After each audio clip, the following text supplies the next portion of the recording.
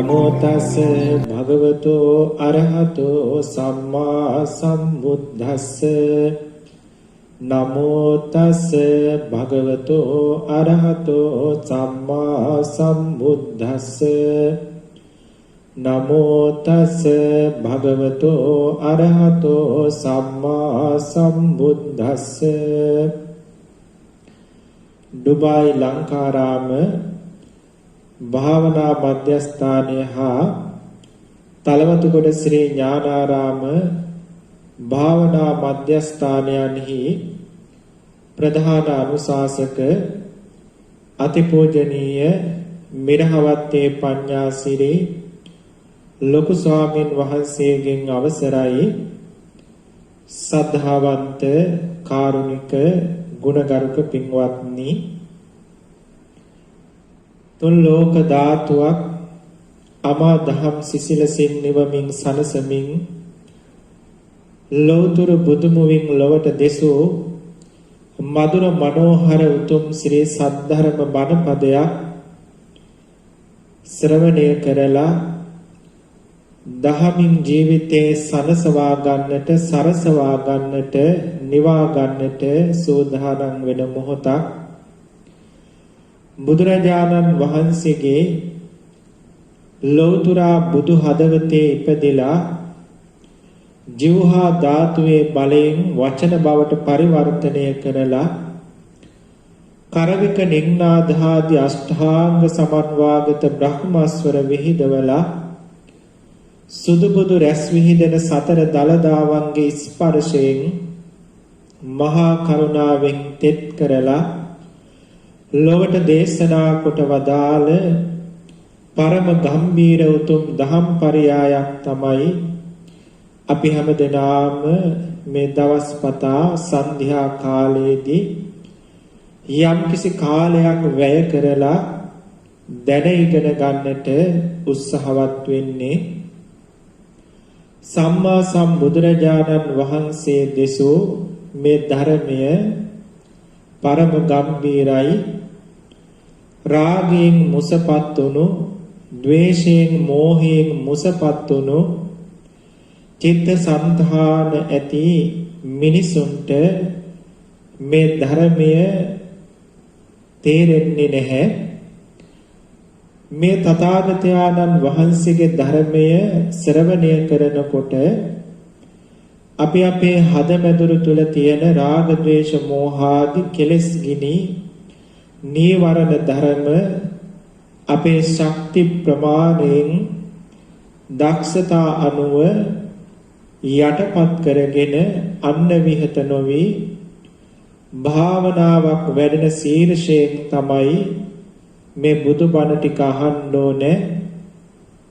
එතකොට මේ කියන කාරණා හොඳට අපේ සිතට වැටහෙනවා හිතේ තැම්පත් වෙනවා. ඒ වගේම මේ දේශනාව තුල මම මතක් කළ ආකාරයට මේක දසවණින් අහනවා වගේම මේ කියන කාරණා සියල්ල හිතින් නුවණින් රූප රාම බවට පරිවර්තනය කරලා දකින්නටත් ඔබ දක්ෂ වෙන්න ඕනේ. ශ්‍රවණයෙන් ලබන දේ රූප රාම බවට පත් කරලා මනසින් නුවණින් දකින්නද දක්ෂතාවයේ තියෙන කෙනාට මේ දේශනා කරන ධර්මය මනාව දකින්න පුළුවන්කම ලැබෙනවා. පින්වත්නි අපි හිතෙන් හීනයක් බලනවා වගේ නෙවෙයි මම ඒක කරන හැටි මේ පින්වතුන්ට මේට පළමු දේශනාවක දේශනා කරලා තියෙනවා.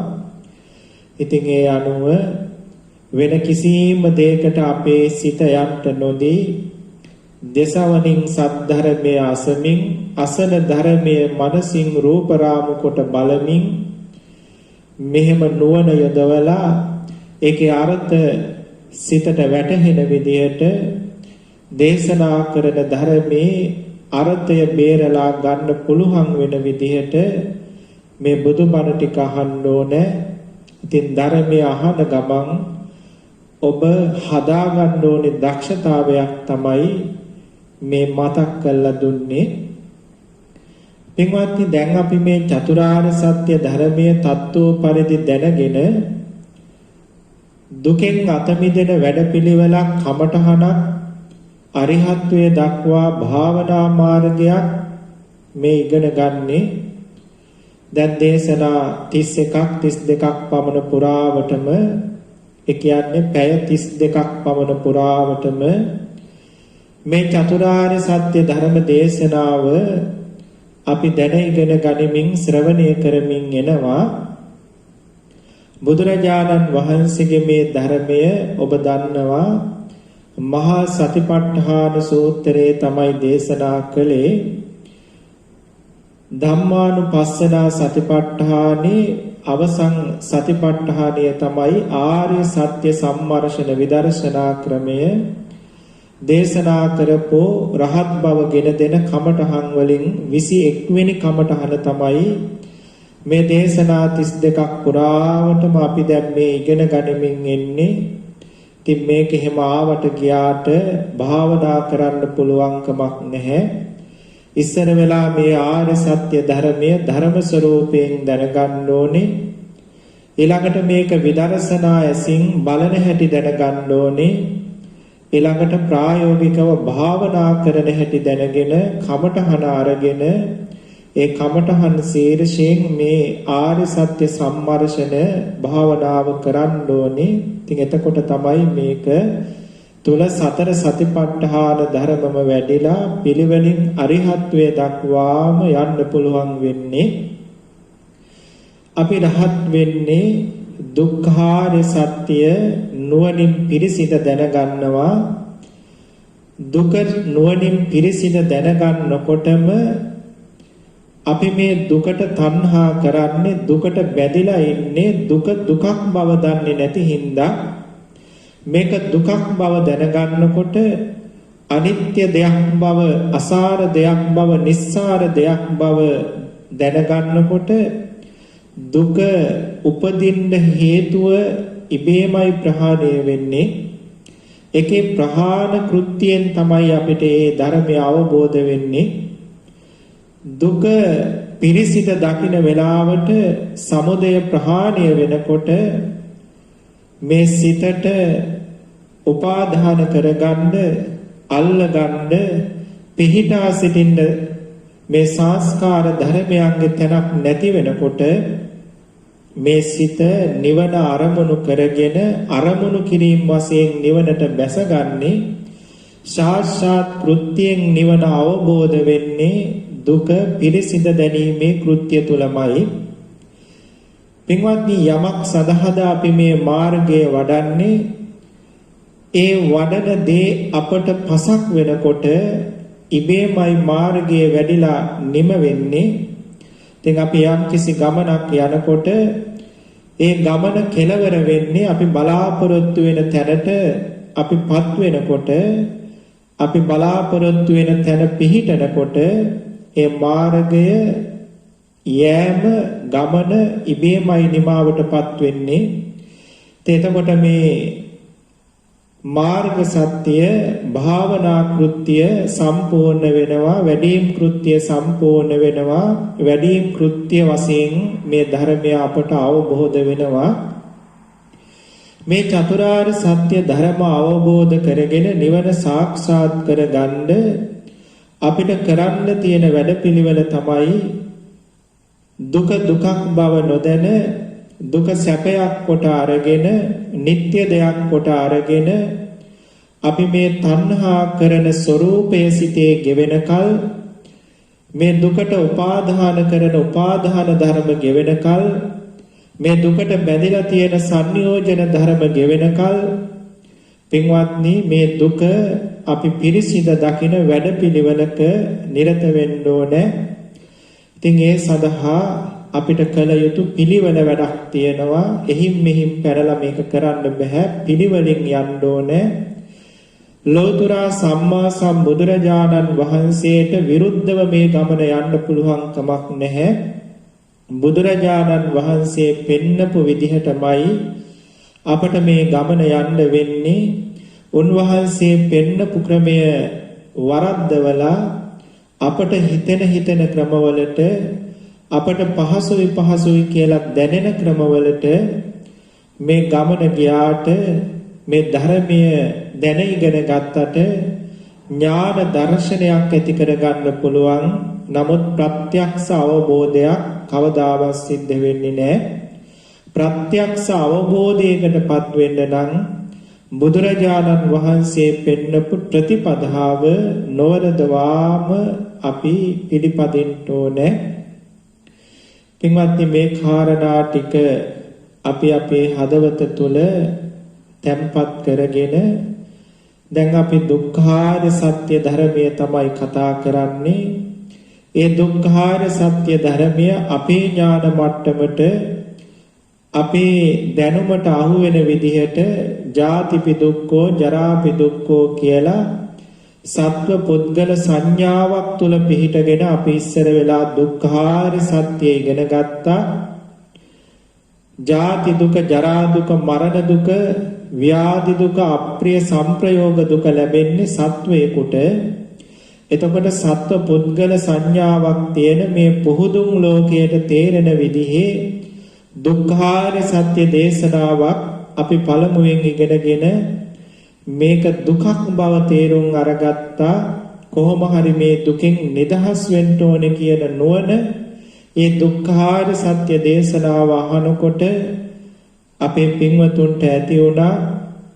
එකක් ගානේ මං දුක පෙන්නකොට අනේ උපන්දා ඉඳලා මේ ජීවිතේ අපි දුකම නේද විඳලා තියෙන්නේ, දුකක් තුලම නේද ඉඳලා තියෙන්නේ, ජීවත් වෙලා තියෙන්නෙම දුකක් පොදි බැඳගෙන නේද, හැම මොහොතකම 11 ගින්නකින් දැවි නේද ඉඳලා තියෙන්නේ කියන කාරණාව අපේ පින්වත් හැමදෙනාටම වැටහුණා, තේරුණා. ඉතින් එහෙම තේරුණු නිසා තමයි අපේ පින්වතුන්ට මේ දුක්ඛාර සත්‍ය ධර්මය කොහොම හරි අවබෝධ කරගන්න ඕනි කියන උත්සාහය ඇති උනේ.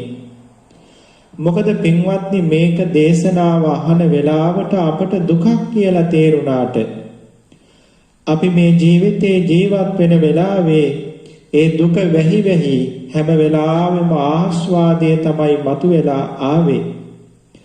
ඒ ආස්වාද කඩතුරාව අයින් කරලා මේ අප්‍රමාණ දුක්ගිනි කඳ නුවණින් දැකපු දවසට තමයි අපි මේ දුක ගැන කලකිරෙන්නේ.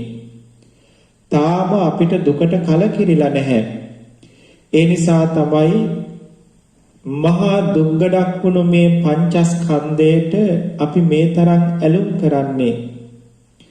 ඒ වගේම මේ පංචස්කන්ධය දුකක් බව නොදන්න නිසා තමයි එක පස්කඳක් මදි වෙලා නෝනා, දරුවෝ මේ ආදි වශයෙන් තව පංචස්කන්ධ ගොඩක් මගේ කරගෙන ඒවා නඩත්තු කරමින් එව්වගේ තියෙන ජාති ජරා ව්‍යාධි මරණ පරිදේව දෝමනස් ආදී දුක් වලටද කරගහමින් ඒ සියල්ල තමන්ගේ කරගෙන නොනවතින මහා දුක්ඛන්දක් විඳ ඒක තුලම ජීවත් වෙන්නේ.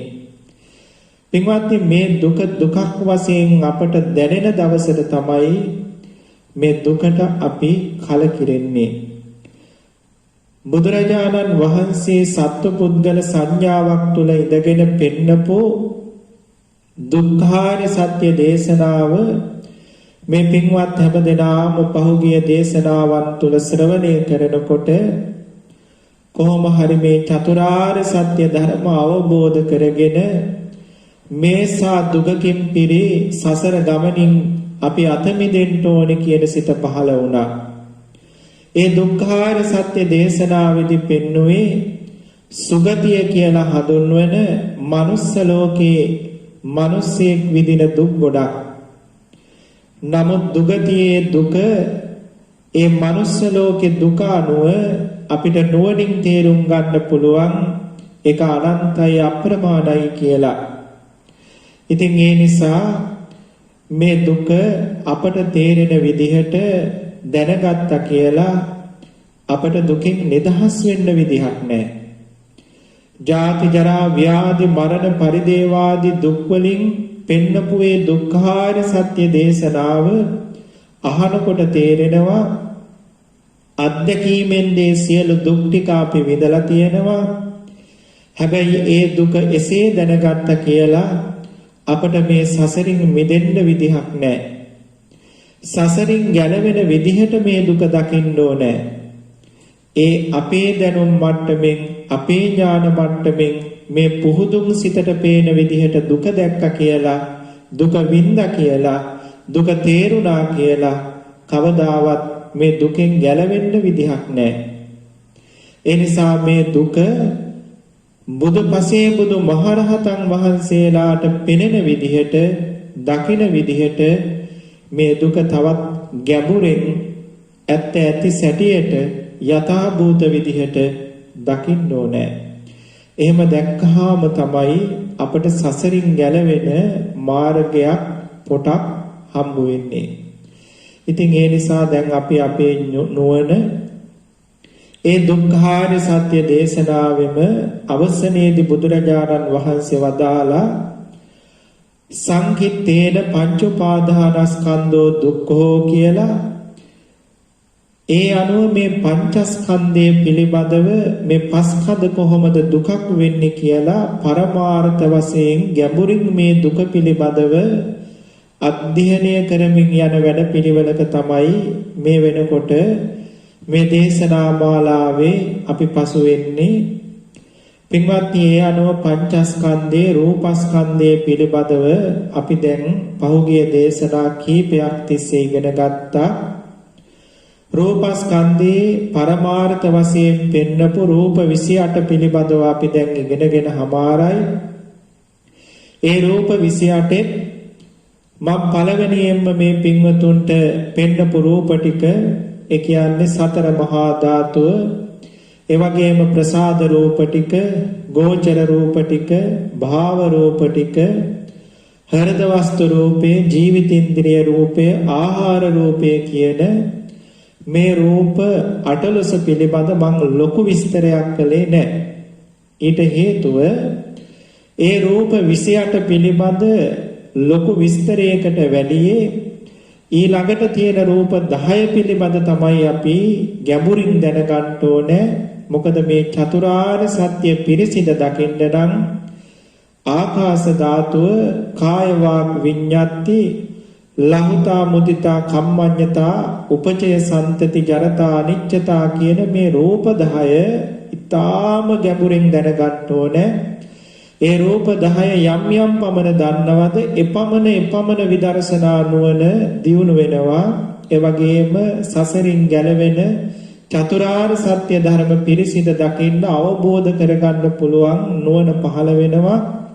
ඉතින් ඒ නිසා මහා භූත රූපයන් ගැන ඒ ප්‍රසාදාදී රූප 18 අපිට දකින්න තියෙන්නේ යන්තම් ඒ රූප පිළිබඳ දැනගෙන ඒ රූප ශරීරයේ කොතනද තියෙන්නේ, කොහොමද පහළ වෙන්නේ, මොන හේතුවෙන්ද පහළ වෙන්නේ කියන මේ කාරණා ටික විතරක් ඒ රූප ගැන දැනගෙන ඒ රූපය අනිත්‍ය වෙන හැටි, උපදින හැටි, නැති වෙන හැටි, මෙහෙම අනිත්‍ය දුක්ඛ අනාත්ම ස්වභාවයන් අවබෝධ කරගන්න පුළුවන් වෙන විදිහට ඒ රූපයන් දැනගත්තාම ඇති කියලා මම මතක් කළා.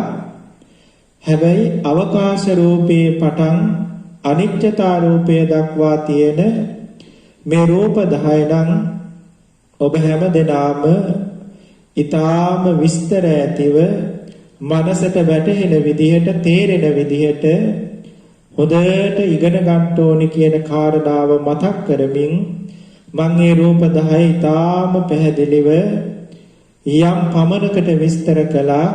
හැබැයි මේ රූප 10 මම කළ විස්තරය ඊටාම අල්පයි. මේ රූපයන් ගැන තව බොහෝ දේවල් ඔබ ඉගෙන ගන්න ඕනේ. ඉතින් ඒ සඳහා ධර්ම සාකච්ඡා කරන්න ඕනේ. ඒ වගේම පත කියවන්න ඕනේ. දහම් දේශනාවලට සවන් දෙන්න ඕනේ. මම මේ රූපයන් විස්තර කරන හැම තැනකදීම ඒ රූපයන් ප්‍රායෝගිකව අපේ ජීවිතය තුළින් දකින්නේ කොහොමද කියන එකට එක උදාහරණයක් හරි දුන්නා. ඉතින් ඒ අනුව තව තවත් උදාහරණ හදාගෙන ජීවිතයේ සිදුවෙන හැම සිද්ධි සිද්ධාන්තයක් තුළම මේ රූප 10 තුලින් අර රූප 18 ස්වභාවය දැනගන්නට අපි හැම වෙලාවකම නුවණ හදා ගන්න ඕනේ. ඉතින් පින්වත්නි මේ ධර්මය ඉගෙන ගන්න ඕනේ, භාවනා ක්‍රමය දැනගන්න ඕනේ, කරන්න ඕනේ මොකක්ද කියලා දැනගන්න ඕනේ. ඒ ටික දැනගත්තට මදි. පොතේ නැති කමටහන් දෙන ගුරුවරයෙකුගෙන් ඉගෙන ගන්න ඕනේ. මොකද භාවනාව ගැන විස්තරයක් විතරයි පොතේ තියෙන්නේ. භාවනාව කරන හැටි විතරයි පොතේ තියෙන්නේ. භාවනාව ඉගෙන ගත්තට බෑ, කමටහන ඉගෙන ගන්න ඕනේ. ඉතින් භාවනාවයි කමටහනයි කියලා කියන්නේ දෙකක්. ඒ කමටහන පොතේ නෑ, කමටහන තියෙන්නේ ගුරුවරු ගාව. ඉතින් ඒ නිසා භාවනා ඉගෙන ගත්ත පමණින් ඒ ඉගෙනගත්තු දේ අනුව භාවනා කරන්නට ගියාට කවදාවත් අපිට භාවනාව වැඩෙන්නේ නැහැ. ඊට හේතුව තමයි භාවනාවයි කමටහනයි කියලා කියන්නේ දෙකක් නිසා. ඒ කමටහන ගුරුවරයෙකුගෙන්ම ලබා ගන්න ඕනේ. ලෞතර බුදුරජාණන් වහන්සේගෙන් හරි බුද්ධ පරම්පරාවෙන් ආපු ඒ කමටහනේ ගුරුවරයෙකුගෙන් හරි එක වචනයකින් හරි ඒ කමටහන ගුරුවරයෙකුගෙන් ලබා ගත්තාම ඒ භාවනාව වැඩෙන ස්වરૂපයක් තියෙනවා. ඉතින් මේ දේවල් කියනකොට අපේ සමහර පින්වතෙක් කෙනෙකුට හිතේ බුදුරජාණන් වහන්සේ දේශනා කරපු ත්‍රිපිටකය කියවලා අපට භාවනාවක් දැන ඉගෙනගෙන ඒ බුදුරජාණන් වහන්සේගේ ත්‍රිපිටකයේ දේශනා කළා තියෙන විදිහට කරන්න පුළුවන් නේ කියලා. ඔව් පුළුවන්. හැබැයි බුදුරජාණන් වහන්සේ දේශනා කළා තියෙන තැනට එන්න පින්වත්නි අපට කමටහනක් ඕන වෙනවා.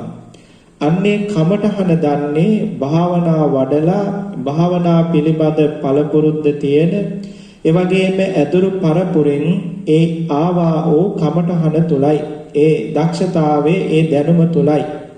එතකොට ඒ කමටහන පොතක ලියලා තිබ්බත් පොතින් ඒක දැන ඉගෙනගෙන කරනවට වැඩිය භාවනා යෝගීන්ගේ අත්දැකීම් අනුව ඒ පොතේ තියෙන කමටහන් ගන්න පිළිවෙලට ගුරුවරයෙක් ගාවට ගිහිල්ලා ගෞරවයෙන් ගුරුවරයෙකුගේ මුවින්ම මේ කමටහන ගත්තාම ඒ කමටහන හොඳට පිහිටා සිටින බවක්, වැඩෙන බවක්, භාවනාව දියුණු වෙන බවක් තියෙනවා කියන කාරණාව ප්‍රසිද්ධ කාරණයක්. ඉතින් ඒ නිසා මේ භාවනා මාර්ගය මම මේ දේශනා මාලාව තුළ පෙන්වුවාට අපේ පින්වතුන් මේක දැන ඉගෙනගෙන අපි මොකක්ද කරන්න ඕනේ, කොහේටද යන්නේ, මොකක් කළාමද මොකක් අපට ලැබෙන්නේ, මේ කියන කාරණා ටික පිළිබඳ තියෙන සැක සංකා ටික දුරු කරගෙන ඊළඟට ගුරුවරයෙකුගෙන්ම කමටහන අරගෙන මේ භාවනාව වඩන්න ඕනේ. ඔකට ඕන තරම් කතා ප්‍රවෘත්ති පෙන්වන්න පුළුවන්. එකක් පෙන්වුවොත් ස්වාමීන් වහන්සේලා විශාල ප්‍රමාණයකට කමටහන් දීලා ඒ කියන්නේ ධර්මයේ කියලා දීලා කමටහන් දීලා භාවනා උගන්වලා විශාල ප්‍රමාණයක් රහත් කරපු ගුරුවරු පවා අවසානයේදී Tamanට රහත් වෙන්න බැරි බව දැනගෙන ආපහු ගුරුවරු ගාවට ගිහිල්ලා පිළිවෙලින් මම මේ කියන කතාව ඕන කෙනෙක් අහලා ඇති. ඊට පස්සේ පිළිවෙලින් ලොකු ස්වාමීන් වහන්සේගේ පටන් පොඩි ස්වාමීන් වහන්සේ දක්වාම යවුවා. අවසානයේදී සත්‍යවේදී සාමණේර ස්වාමීන් වහන්සේ කිව්වා මම ඔබට කමටහනක් දෙන්නම්. දැන් මේ ලොකු ස්වාමීන් වහන්සේ නමක් රහතන් වහන්සේලාම ගෝලියෝ විශාල ප්‍රමාණයක් ඉන්න ස්වාමීන් වහන්සේ නමක්. නමුත් උන්වහන්සේට අර සත්‍යවේදී සාමණේර ස්වාමීන් වහන්සේ කිව්වා අර පේන මඩ තියෙන පොකුණට බැහැලා ආවොත් මම කමටහනක් දෙන්නම් කියලා. ඉතින් ඒ ස්වාමීන් වහන්සේ පොකුණට බැස්සා. බැහැලා ගොප්පැට දක්වා පොකුණේ බහිනකොටම සාමණේර ස්වාමීන් වහන්සේ කිව්වා අනේ ස්වාමීනි වඩින්න මම ඔබ වහන්සේට කමටහනක් දෙන්නම් කියලා. ඉතින් ඒ ස්වාමීන් වහන්සේ කමටහන කියලා දුන්නේ වචනයයි. වචන දෙකක් තුනක් දුන්නේ. මොකද ඒ ස්වාමීන් වහන්සේ රහත් වෙන්න තරම් කමඨහන් දන්නවා. කමඨහන් දීලා බොහෝ පිරිසක් රහත් කරලා තියෙනවා. මුළු ත්‍රිපිටකයම දන්නවා. හැබැයි අර සාමණේරයා ඒ ගුරුවරයාගෙන් ලැබුණු වචනේ තුල පිහිටාගෙන තමන් දන්න භාවනාව වඩවට පස්සේ ස්වාමීන් වහන්සේට ඉක්මනින් රහත් වෙන්න පුළුවන් වුණා.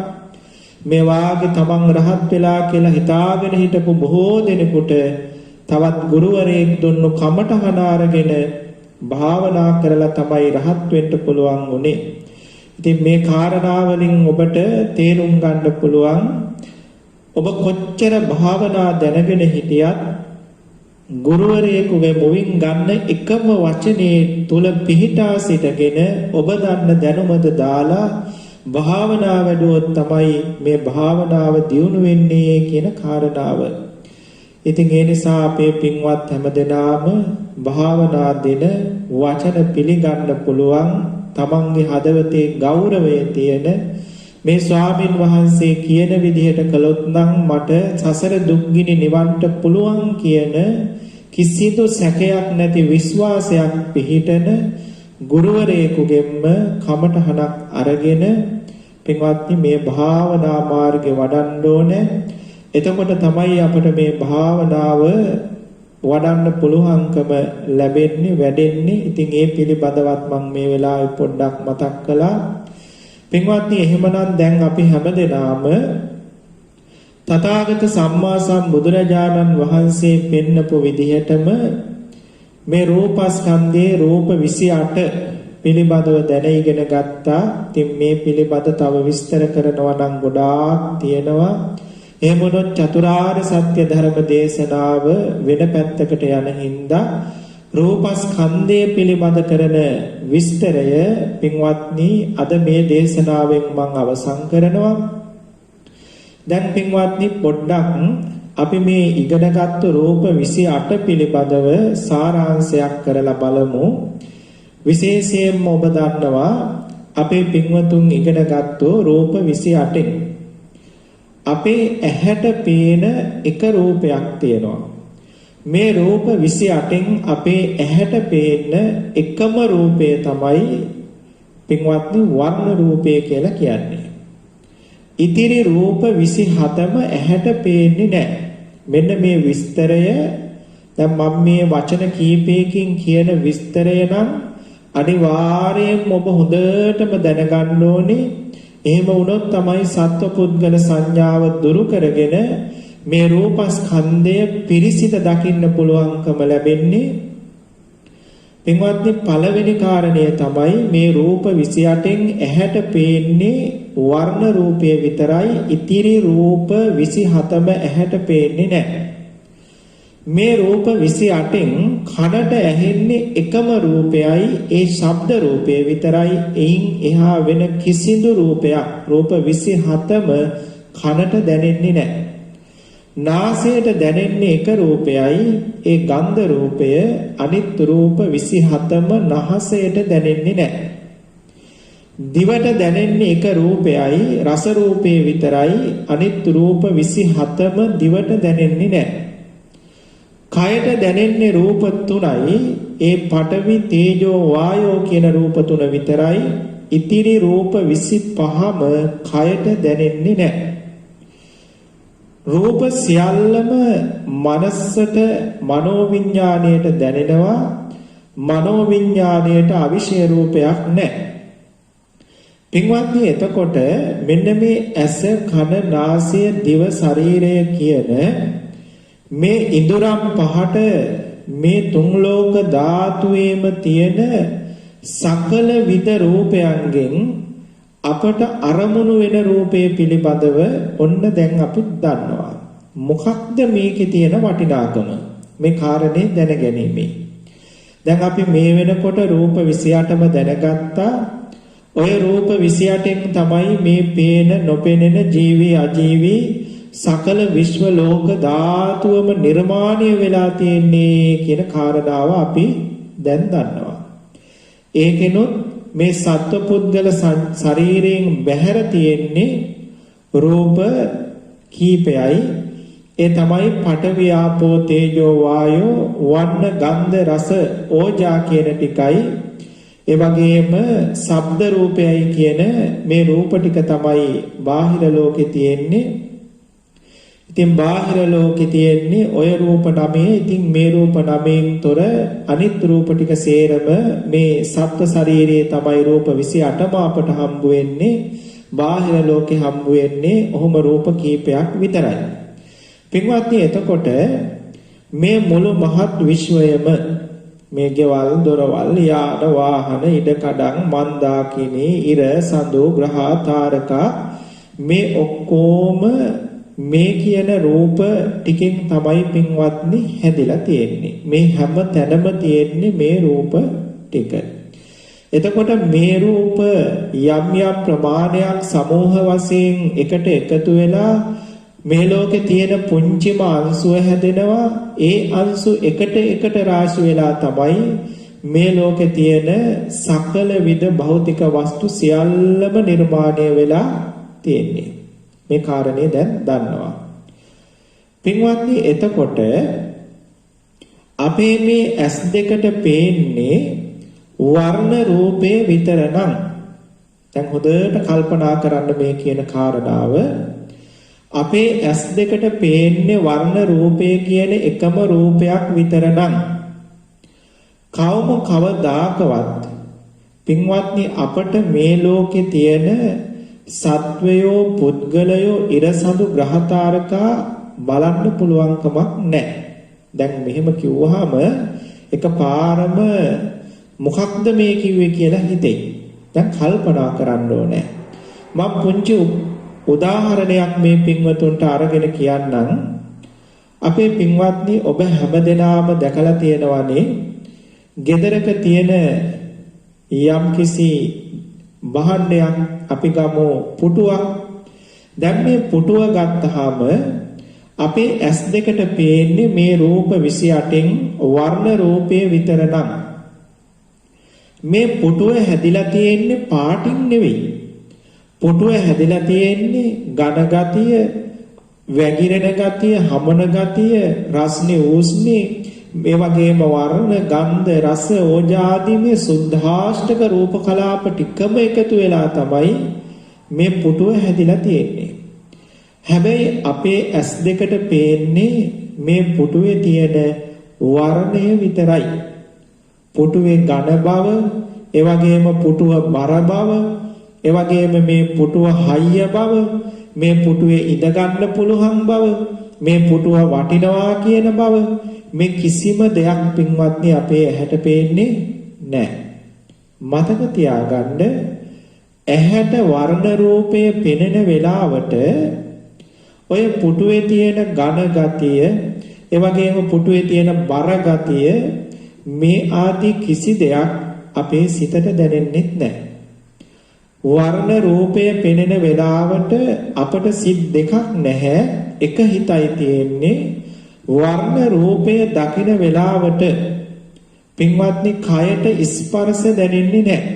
දැන් අපට හිතෙනවා ඇහැට රූපත් පේනකොට, කනින් ශබ්දත් අහනකොට, කයින් ස්පර්ශත් එකවරම අපට විඳින්න පුළුවන් කියලා.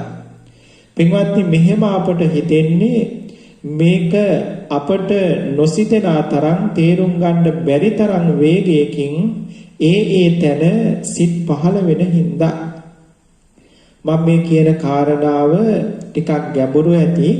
හැබැයි පින්වත්නි කල්පනා කළොත් පොඩ්ඩක් තේරෙනවා. කල්පනා කරන්නේ කොහොමද? පොතකුයි පෑනකුයි අරගෙන මම මේ කියන කාරණාව රූප සටහන් වලින් අදින්න ඕනේ. මිනිස්සෙගේ රූපයක් ඇඳා, ඇස් දෙකක් ඇඳා, කන් දෙකක් ඇඳා, කටක් ඇඳා, ශරීරයක් ඇඳා, මෙහෙම ඇඳලා ඇස් දෙකේ තමයි වර්ණ රූපය පහළ වෙන්නේ, වර්ණ රූපය දකින්නේ, කන් දෙකෙන් තමයි ශබ්ද රූපය අහන්නේ, ඒ වගේම දිවට රස රූපය විතරයි දැනෙන්නේ. මෙව ලියනවා වෙන වෙනම. මෙහෙම ලියලා කල්පනා කරනවා මට තියෙන්නේ එක හිතයි, එක හිතකට එකවරක එක අරමුණක් තමයි ගන්න පුළුවන්. අරමුණු දෙකක් ගන්න බෑ, තැන් දෙකක උපදින්න විදිහක් නැහැ. සිත ඇහි උපදින වෙලාවට කනේ උපදින්නේ නැහැ, කනේ උපදින වෙලාවට ඇහි උපදින්නේ නැහැ. මේක ධර්මතාවයක්. මේක කාටත් තේරෙනවා. එහෙමනම් මගේ ඇහැට පේන්නේ වර්ණ රූපය විතරනම් පුටුවේ තියෙන. මේ පුටුව දකින වෙලාවට ඇහි සිත පහළ වෙන වෙලාවට මට මේ පුටුවේ තියෙන ස්පර්ශය එවැගේම පුටුවේ තියෙන අනිත් කිසි දෙයක් පේන්නේ නැහැ. ඊළඟට කනට යම්කිසි ශබ්දයක් ඇහෙන වෙලාවට ඇහැට රූප පේන්නේ නැහැ. පින්වත්නි මෙන්න මේ අනුව ටිකක් කල්පනා කළාම අපට අතට පුටුව අහු වෙන වෙලාවට පුටුවේ තියෙන ඝන ගතිය මෙහෙම අතට අහු වෙන වෙලාවට පුටුව ඇහැට පේන්නේ නැහැ. එතකොට මේ ඇහැට පේන දර්ශනය දැකලා අනිත්‍ය වුණාට පස්සේ ඒකෙන් ගත්ත සංඥාව ඉතුරුව තියෙනවා.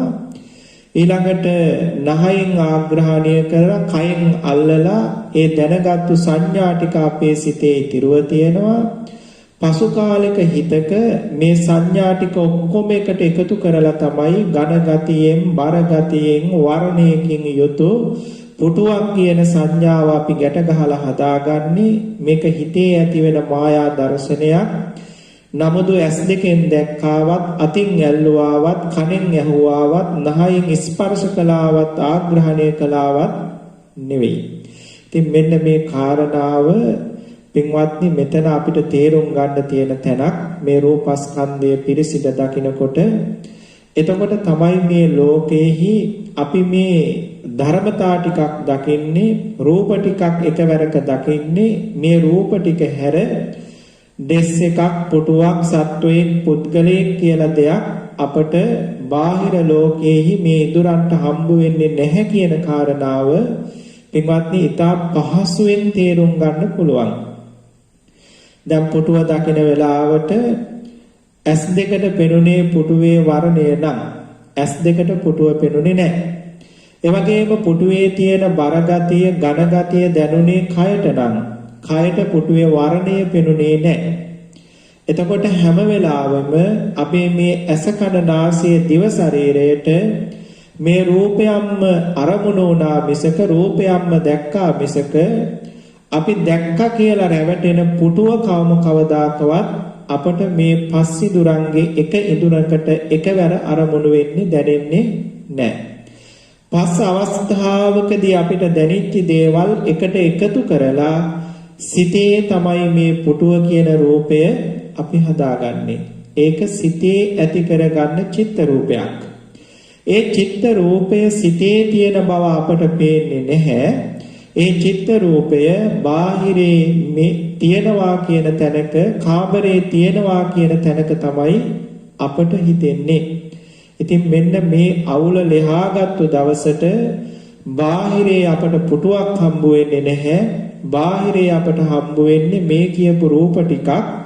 ඒ වගේම සිතේ තමයි අපට පුටුව හම්බ වෙන්නේ. එතකොට මේ සිත පහළ වෙන්නේ හෘද වස්තු රූපයේ අඩපතක් පමණ ලේ ඇසුරු කරගෙන තියෙන පුංචි ප්‍රසාද රූපයක කියලා අපි දන්නවා.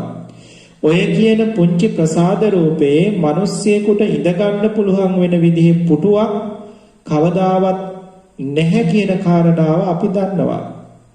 එතකොට මහා විශ්වයක් ලොකු පුද්ගලයෝ නළු නිළියෝ අපේ ෆෝන් එකේ වීඩියෝ එකක් බලන වෙලාවට දුරකථනේ ඒකේ නළු නිළියෝ ඉන්නවා කියලා අපට පෙනුනට අපේ නුවණ හොඳටම දන්නවා ඒ නළු නිළියෝ කිසි කෙනෙක් පණ පිටින් මේ ෆෝන් එක ඇතුලේ නැහැ කියලා.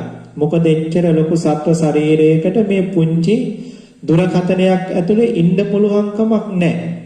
එතකොට මේක මේ දුරකථනයේ තාක්ෂණයෙන් ඇති කරලා දෙන රූප රාමු පෙළක් විතරයි මේක ඇතුලේ නළුවෙක් නිලියෙක් නැහැ කියන එක අපේ නුවණ හොඳටම දන්නවා. පින්වත්නි මේ වාගේ අපේ මේ හෘද වස්තු රූපේ පහළ වෙන මේ පුංචි සිතේ මේ ධර්මතාවයේ කොහොමටවත් දෙස් එක්කට පුටුවකට පවතින්න බැහැ කියන කාරණාව අපි දන්නවා. මේක සිතේ පහළ වෙන රූප නිමිත්තක් විතරයි කියන නුවණ අපිට එතකොට උපදිනවා. අර දුරකථනේ ඉන්න තියෙන දේවල් බොරු මේ දුරකථනයේ තියෙන රූප විතරයි ඒක අපට පරිහරණයට ගන්න බෑ කියන නුවණ අපට තියෙනවානේ. දැන් ඒකේ ඇපල් ගෙඩියක් පෙන්නපුවාම රස ආහාරයක් දුරකථනේ පෙන්නපුවාම ඒ දුරකථනේ පෙන්නපු රස ආහාරයට අපි කවදාවත් දුරකථනයෙන් ඒ ආහාරය ගන්න ඔට්ටු වෙන්නේ නැහනේ. දැන් පුංචි දරුවෙකුට ඕක පෙන්නුවොත් නම් එයා හිතනවා දුරකථන ඇතුලේ ඇපල් ගෙඩියක් තියෙනවා කියලා.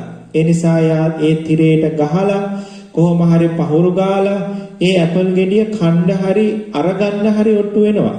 හැබැයි පින්වත්නි අපි වැඩිහිටි අය දන්නවා මේ දුරකථනයේ ඇතුලේ ඇපල් ගෙඩියක් නෑ රූපයක් විතරයි තියෙන්නේ කියලා. හැබැයි මේ රූපයට ආසාව ඇති වෙනකොට අපි බාහිරින් ඔය ඇපල් ගෙඩිය හොයන ස්වરૂපයක් තියෙනවා. හැබැයි දුරකථනයේ ඇතුලෙන් ඇපල් ගෙඩිය හොයන ස්වરૂපයක් අපි ගාව නැහැ. ඒ වාගේ මේ හෘද වස්තු රූපේහි මේ රූප නිමිත්ත පහළ වෙන්නේ කියන කාරණාව දැක්කහම ඔය පුටුව බාහිරේවත් හිත ඇතුලේවත් නැහැ කියන කාරණාව පින්වත්නි ඊට පහසුවෙන් පසක් වෙනවා. එතකොට බාහිරේ මගේ ඇස් දෙකට පේන්නේ වර්ණ රූපේ විතරයි, අතින් ඇල්ලුවොත් දැනෙන්නේ පඨවි තේජෝ වායෝ රූප ටික විතරයි, නහයෙන් ඉම්බොත් දැනෙන්නේ ගන්ධ රූපේ විතරයි, පුටුව කටෙන් ලෙව කාලා බැලුවොත් ඒක යම් රසයක් දැනෙනවා නම් ඒ රස රූපේ ඒ වෙලාවේ දිවට විතරයි දැනෙන්නේ.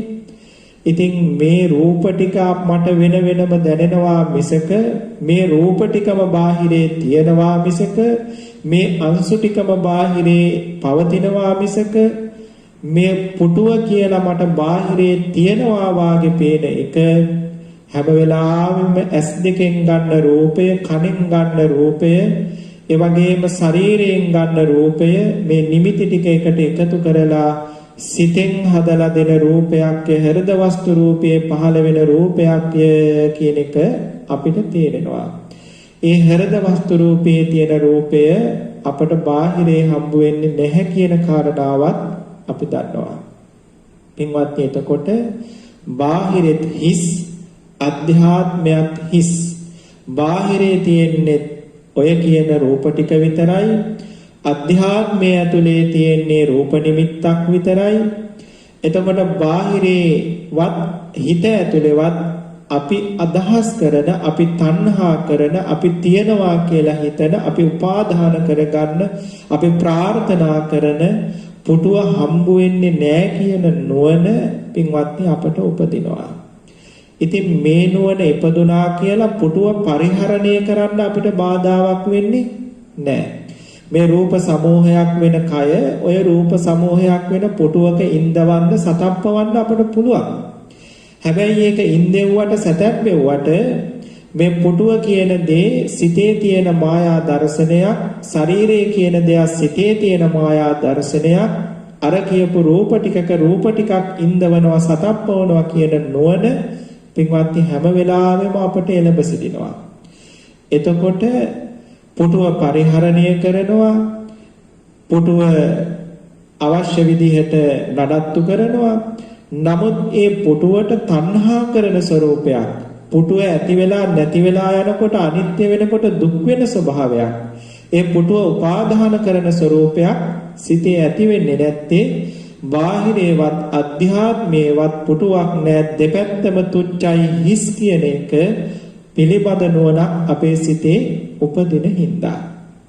පින්වත්නි මෙහෙම තමයි මේ රූපස්කන්ධය පිරිසිඳ දකිනකොට ප්‍රායෝගිකව එදිනදා ජීවිතේ හම්බෙන හැම දෙයක්ම, හම්බෙන හැම රූපස්කන්ධයක්ම අධ්‍යාත්මික වේවා බාහිර වේවා දූරේ වේවා සන්තිකේ වේවා මේ හැම රූපස්කන්ධයක්ම 11 ආකාර වූ අතීතයේ හම්බුණු රූප, අනාගතයේ හම්බ වෙන රූප, දැන් මේ වෙලාවේ අපිට හම්බ වෙන රූප, ඒ වගේම දුර තියෙන රූප, ළඟ තියෙන රූප, හීන රූප, ප්‍රනීත රූප, මේ ආදි වශයෙන් අධ්‍යාත්මික බාහිර මෙහෙම හම්බ වෙන හැම රූපයකම ස්වභාවය පින්වත්නි මේ විදිහට අපි පිරිසිඳ දැක්කොත්, මම මේ පෙන්වුවේ එක ක්‍රමයක්, තව ක්‍රම ගොඩක් තියෙනවා. ඒ හැම ක්‍රමයක්ම දේශනා කරන්න ගියොත් මේ දුක්ඛාර සත්‍ය කතාව වෙනම පැත්තකට හැරෙන නිසා තමයි මම හැම වෙලාවෙම විස්තර කළ යුතු කොටස කෙටි කරන්නේ. හැබැයි මේක තුල ඉගෙනගත යුතු දෙයක්, දත යුතු දෙයක්, පුහුණු විය යුතු දෙයක් තියෙනවා කියන නුවණ ඔබ ගාව තියාගෙන පිළිබඳ විස්තර හොයාගන්න. මේ කියන කාරණාවන් පොතක සටහන් කරගෙන ඒ සම්බන්ධව තව බොහෝ කාරණා එකතු කරගෙන තමන්ගේ දැනුම හදාගන්න ඕනේ. පින්වත්නි, දැන් ඔබට තේරෙන්නේ නැති මේ රූපස්කන්ධය මේ විදිහට පිරිසිඳ දැක්කොත් මේ රූපය පිළිබඳව තණ්හා කරලා සසර හදාගන්න බව කියවෙනවා කියන කාරණාව මතක තියාගන්න. මේ සරලව කියපු වචන ටික ප්‍රායෝගිකව දකින්න යනකොට තව බොහෝ විස්තර විවරණ තියෙනවා. ඉතින් ඒවා ඒ විදිහට දැන ඉගෙන ගත්තොත් තමයි අපට මේක පින්වත්නි ඉතා පහසුවෙන් නිවන් මඟ යන්න පුළුවන් වෙන්නේ. අපි හිතුවට මේ ධර්මය අපට තේරෙන්නේ නැහැ, ගැඹුරුයි කියලා. පින්වත්නි, ඒ ධර්මය ගැඹුරු වෙලා තියෙන්නේ ඒ ගැඹුරු ධර්මයේ තේරුම් ගන්න එක්ක ඔබට උත්සාහයක් නැහැ. නැත්තම් ඔබේ උත්සාහයට හරියන විදිහට තේරෙන විදිහට ඒ ධර්මයේ කියලා දෙන ගුරුවරයෙක් ඔබට හම්බ වෙලා නැහැ. මේ කාරණා දෙකම මුණ නොගැහෙන නිසා තමයි මේ ධර්මයේ ගැඹුරුයි කියන බවක් අපට දැනෙන්නේ. පින්වත්නි, මේ ධර්මයේ ගැඹුරුවත් සරලවත් නැහැ. මේ ධර්මයේ පවතින ආකාරයෙන් පවතිනවා. ඒක කෙනෙකුට ගැඹුරු වෙන්නේ කෙනෙකුට ලිහිල් වෙන්නේ නැහැ. මේක ලෝකේ පවතින සදාතනික ධර්මයක්. ඒක ඒ ආකාරයෙන්ම පවතිනවා. ඉතින් අපි අපේ දක්ෂතාවය අනුව තමයි ඒ ධර්මයේ ගැඹුරුද ලිහිල්ද කියලා බෙදාගන්නේ. මේ ලෝකයේ ධර්මයේ ගැඹුරු ධර්මයේ හරි ලිහිල් ධර්මයේ හරි කියලා ධර්මයක් පින්වත්නි මේ ලෝකේ නැහැ. ධර්මයේ හැම වෙලාවෙම ධර්ම ස්වરૂපයෙන්ම පවතිනවා. ඒක තේරුම් ගන්න නුවණ අඩු කෙනෙක් ගාවට ආපුවාම එයාගේ නුවණ මදි නිසා එයාට ගැඹුරුයි වාගේ තේරෙනවා. නුවණ හොඳට තියෙන කෙනෙක් ධර්මයේ ගාවට ආපුවාම එයාගේ නුවණ තියෙන හින්දා පින්වත්නි එයාට ධර්මයේ සරලයි වාගේ තේරෙනවා. ධර්මයේ හැමදාමත් පවතින ආකාරයෙන්ුයි පැවතුනේ. ඒ නිසා ඔබ කවදාවත් සරල ධර්මයක්වත් ගැඹුරු ධර්මයක්වත් හොයන්න එපා. තථාගත බුදුරජාණන් වහන්සේගේ ධර්මයේ හැමදාමත් පරම ගම්බීර වේ පවතින විදිහේ පවතිනවා. ඒ ධර්මයේ පරම ගම්බීරයි කියන්නේ ලෝකයේ ඉන්න නුවණ මද පුද්ගලයන්ට ඒ ධර්මයේ ගම්බීරයි. නුවණ තියෙන උතුමන් වහන්සේලාට බුදුපසේ බුදු මහරහතන් වහන්සේලාට ඒ ධර්මයේ උන්වහන්සේලාගේ නුවණ ගාවට එනකොට ගම්බීර නැහැ. ඒ ධර්මයේ හැමදාමත් පවතින ආකාරයෙන් පැවතුනේ. එනිසා ධර්මයට අත ගහන්න එපා. ධර්මයේ වෙනස් කරන්න යන්න එපා. ධර්මයේ සරල කරන්න යන්න එපා. එහෙම වුණොත් ධර්මයේ නොවෙනවා. ධර්මයට හානි කරන්න එපා. ධර්මයට හිංසා කරන්න එපා. ධර්මයට පවතින විදිහටම පවතින්න දෙන්න. අපේ දැනුම, අපේ නුවණ, අපේ දක්ෂතා මෙව හදාගෙන ඒ බුදුරජාණන් වහන්සේ දෙසූ ධර්මය නුවණින් දකින්නට, පිරිසිඳ දකින්නට උත්සාහවත් වෙමු.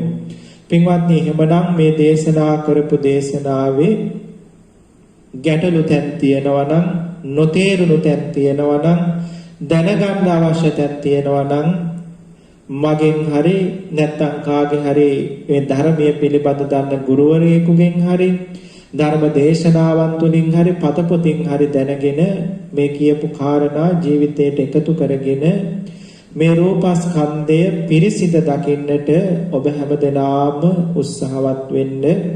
ඉතින් මේ කියලා දුන්නේ පුංචි කාරණයක් විතරයි. ඉතින් ඒ කාරණා ඔස්සේ ඔබේ නුවණ හදාගෙන මේ මතු කරලා දුන්නු පාර තව තවත් සුද්ධ කරගෙන, පිරිසිදු කරගෙන ඒ පාර තව තවත් හොඳට තේරුම් අරගෙන ඒ තුල ගමන් කිරීම ඔබට අයිති. අපි පෙන්වුවා විතරයි, මතක් කළා විතරයි. පින්වත්නි, එහෙමනම් අද දවසේ මේ රූපස්කන්ධය පිළිබඳ යම් කාරණා කීපයක් අපි දැනගත්තා. මේක තව ටිකක් විස්තර කරන්න ඕනේ. පින්වත්නි, මේ 8 රූපයන්ගේ මේ විස්තරය පිළිබඳව තව පුංචි කාරණා කීපයක් කියලා දෙන්න තියෙනවා. අපි ඒකේ ඊළඟ දේශනාවේදී අපේ පින්වතුන්ට මතක් කරන්නම්. අද කාල වේලා ඉක්ම ගියා. මෙපමණ වේලාවක් මේ උතුම් සද්ධර්මයේ ශ්‍රවණය කරලා අපේ සත්පුරුෂ මව්පිය දූ දරුවෝ ඔබ හැමදෙනාම ජනිත කරගත්තු අප්‍රමාණ මහා කුසල් ධර්මය ඒකාන්තයෙන් ඔබ හැමදෙනාටම මහත්ඵල මහානිසංස භාවයටපත් වේවා. මේ බුදුරජාණන් වහන්සේ දේශනා කොට වදාළ පරම ගම්භීර ධර්මයේ මනවින් දැන ඉගෙනගෙන මේ පෙන්නපු විදිහටම මේ බාහිර ලෝකයේ තියෙන රූපස්කන්ධයට අදාළ සකල විද දේවල් දැන් වේදනා සංඥා සංකාර විඥාන කියන සියල්ල තියෙන්නේ සත්වචිත්ත සංතාන තුල. රූපස්කන්ධය විතරයි බාහිරේ හම්බ වෙන්නේ. මේ මුළු විශ්ව ලෝක ධාතුවේම සත්වචිත්ත සංතානයේ හැරෙනකොට සත්වපුද්ගල ශරීරයත් බාහිර ලෝකයේ තියෙන විශ්ව ලෝකයේ හැමදේමත් අයිති වෙන්නේ මේ රූපස්කන්ධයට. ඒ නිසා මේ රූපස්කන්ධය පිරිසිඳ දැක්කොත් පින්වත්නි සසරින් ගැලවෙන වැඩපිළිවෙලේ දෙකෙන් පංගුවකටත් වඩා ප්‍රමාණයක් ඔබ සම්පූර්ණ කරගත්තා වෙනවා. ඉතින් ඒ නිසා මේ සකල විද ලෝක ධාතුවක් අපට නිර්මාණය වෙලා තියෙන්නේ අපේ චිත්ත සංතාන තුල. මේ ඉරසදු ග්‍රහ තාරකා යාන වාහන ගෙවල් දොරවල් මන්දාකිනි ග්‍රහලෝක මේ සියල්ලම තියෙන්නේ අපේ චිත්ත සංතානේ හෘද වස්තු කුහරේ පහළ වෙන චිත්ත රූප ටිකක් මායා දර්ශන ටිකක්. නමුත් මේ මුළු ලෝකේ බාහිරේ තියෙන්නේ මේ පෙන්නපු රූප ටික විතරයි. එව්වත් මොහොතක් ගානේ ඇති වෙවි නැති වී යන සාර වශයෙන් ගන්න බැරි ක්‍රියා ස්වરૂපයන් විතරයි. පඨවි ධාතුව කියන්නේ සාර වශයෙන් ගන්න නැති ක්‍රියා ස්වરૂපයක්. ආපෝ ධාතුව වැగిරෙන බව කියන්නේ ක්‍රියා ස්වરૂපයක් ධර්මතාවයක්. ඉතින් එතකොට මේ මුළු ලෝකයම අපි හිත ඇතුලේ නේද හදාගෙන තියෙන්නේ, හිතෙන්ම නේද ගොඩනගාගෙන තියෙන්නේ, හිතෙන්ම නේද මේ ලෝකය නිර්මාණය කරගෙන තියෙන්නේ කෙනා කියන එක පින්වත්නි අපේ නුවණට දැනෙනවා.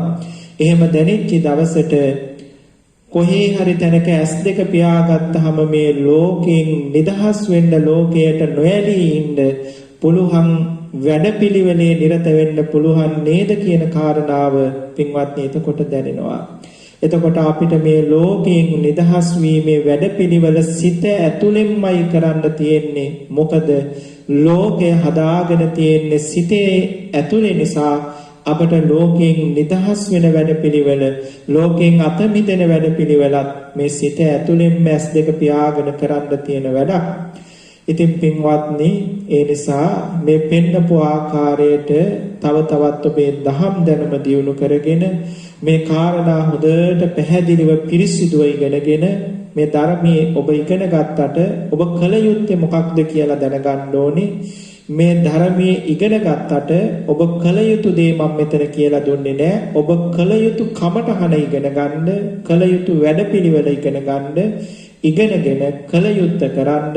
එතකොට මේ පෙන්නපු ධර්මය ඔබට ඉබේටමයි අවබෝධ වෙන්නේ. මේ පෙන්නපු ඥානය ඔබට ඉබේටමයි ලැබෙන්නේ. ඉතින් එතකොට ඔබ හැම දිනාටම මේ සංසාර සාගරයෙන් අත මිදලා සාන්ත අමා මහ නිවනටපත් වෙන්න පුළුවන්කම ලැබෙනවා. මේ ධම්ම අවවාද ඒ පිණිස ඔබ හැම දිනාටම හේතු උපකාර වේවා කියලා අපි මෛත්‍රියෙන් ආශිර්වාද කරනවා. මේ සිදු කරගත් උතුම් කුසල් ධර්මය අපේ ගෞරවනීය ලොකු ස්වාමින් වහන්සේටත් අනුමෝදන් වේවා. ස්වාමින් වහන්සේත් නිදුක් වේවා, නිරෝගී වේවා, සුවපත් වේවා. සසුන් ගුණ පිළිවෙත් පුරා නිවන් පුර වඩිත්වා කියලා අපි මෛත්‍රියෙන් මිරහවත් ලොකු ස්වාමින් වහන්සේටත් පින් දෙනවා. ඒ වගේම සියලුම ගෞරවනීය කල්යාණ මිත්‍ර මහ සංඝරුවනට සසුන් කෙත බබළුවා නිවන් පුර වඩින්නට මේ පින් උපකාර වේවා කියලා අපි මෛත්‍රියෙන් පින් දෙනවා. ඒ වගේම අපි මේ දුබායි ලංකාරාම භාවනා මධ්‍යස්ථානයේ ඒ දායක සභාවේ සභාපතිතුමන් ඇතුළු දායක මණ්ඩලයේ හැමදෙනාටම ඒ වගේම සිව්පස් දායක කාරකාදී පින්වත් හැමදෙනාටම මේ පින්බිම් පවත්වන්නට නිරතුරුවම නම් අයුරෙන් උදා උපකාර කරන හැමදෙනාටම සංඝ උපස්ථාන කරන හැම දිනාටම මේ උතුම් පින් අයිති වේවා. ඒ හැම දිනාටමත් මේ බුදු පෙරහැර අතනුහැර නිවන දක්වාම යාගන්ට ලැබේවා කියලා අපි මෛත්‍රියෙන් ආශිර්වාද කරනවා. ඒ වගේම අපේ මාතෘ භූමියටත් අපි ජීවත් වෙන මේ දේශයටත් මුළු මහත් ලෝකයටත් මේ සියලු රෝගෝපද්‍රවයන්ගෙන් අත මිදලා සැනසෙල්ලක්ම උදාපත් වේවා කියලා අපි මෛත්‍රී කරනවා.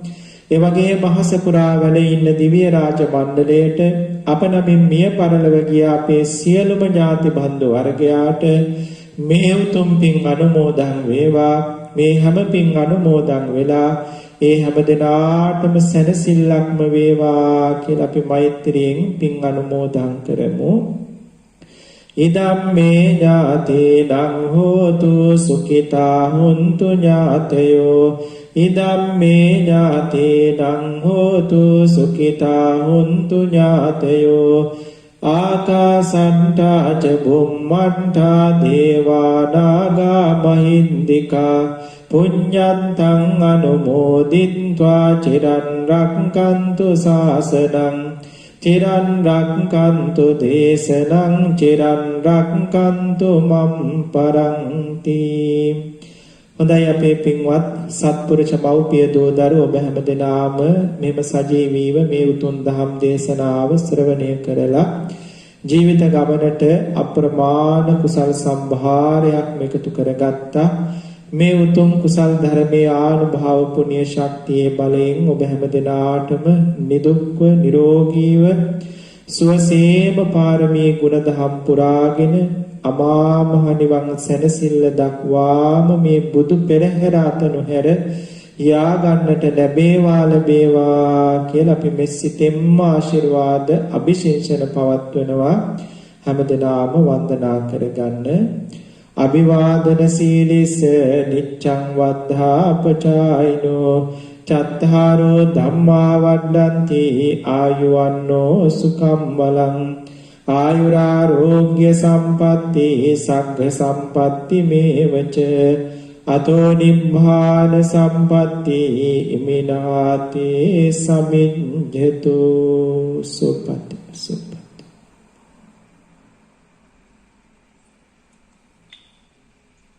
ස්වාමීන් වහන්සේ වන්දනා කරමු. ඕකාස වන්දාමි බන්තේ සුපති. මයා කතම් පුඤ්ඤං සාමිනානුමෝදිතබ්බං සාදු සාදු අනුමෝදාමි. සාමිනා කතම් පුඤ්ඤං මයං දාතබ්බං සාදු අනුමෝදිතබ්බං.